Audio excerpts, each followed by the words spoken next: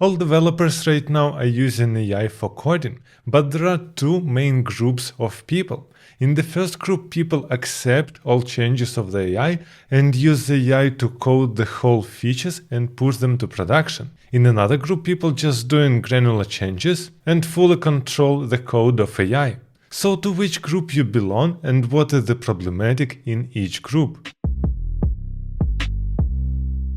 In the internet you can see lots of posts where people are vibe coding. And if they are not vibe coding, then they are creating whole features just with AI and pushing them to production. So they are literally saying that now we're using AI in a way how we were using low-level programming languages before. So if before we were writing C or C++, then nowadays we're writing something much simpler, like for example JavaScript. And now they are talking that the new way to write code is to use LLMs, which will produce code for us, so we shouldn't write code anymore. And they are convinced that it is working just fine and this is the way to go. But I have a completely different opinion. And the first point why is because the code matters. I don't measure the good code only when it is running without errors. I also measure it by possibility to change, support and fix bugs there easier. I saw lots of examples of extremely complicated code built by different people even without AI, and it was just difficult to support. So the correct question here, can you maintain this code that was produced, doesn't matter by AI or not, in 6 months? And AI typically produces code that works, but AI doesn't know anything about your preferences, naming conventions, your abstractions, or how your feature fit in a bigger picture. And this is exactly what we're doing in my middle to senior front-end bootcamp. We plan our projects beforehand, so we're sure on what we're implementing. And here is the example of a AI-generated function which is doing process data. And this code is completely valid and it will work. And typically when people see it, they're thinking, okay, this is totally fine, I can merge it and deploy to production. But here is how you can write this code differently. As you can see, it is simplified a lot, because essentially you don't need here things like promise all, map and reduce. It is just enough to use here a simple map. Additional to that, we used API user as an interface instead of just a record, because we know more about our application and what interfaces we're working with. The main point is that second example you can read without running it, and it is easy to understand what it is doing.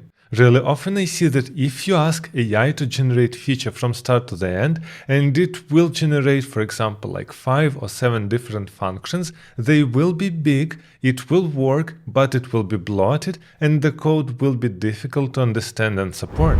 Which brings us to the point when you need to debug your code. I already heard lots of different stories about times when people can't find a bug in their code when this code was written by AI. So one person was simply looking for days for a bug which was made by AI, and as the code is difficult to read, it was really tedious to fix this bug. And the main problem is here that when you see AI code, you kind of understand it. It is simply JavaScript or TypeScript, you can read it, you skim through it, but you don't really understand every single line, and you are not thinking if this line is needed or not. And the answer from the first group of these people that we talked about will be, okay, but you're doing it wrong, you should not fix bug yourself, you should ask AI for this, because we're living in this new perfect world where AI is a new abstraction of coding, which is higher level. But this is the point, in a lot of cases AI can't fix the bug later. Why is that? Because code becomes more complicated, or it builds just a piece of the whole big ecosystem. So AI can produce reasonable code in isolation, but it breaks in a bigger picture. And then you just go through this loop where you paste code in the AI produces fix, you check if it's working or not, it typically produces new bug, then you paste new code into AI produces another fix, and now you are doing it again and again, non-stop. Where in reality, if your code is clean and understandable, then you can follow steps and find the bug relatively easy.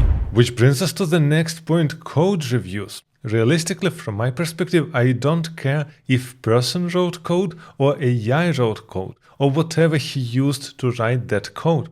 I'm just caring that feature is filled, Code is clear, understandable, scalable, and easy to support.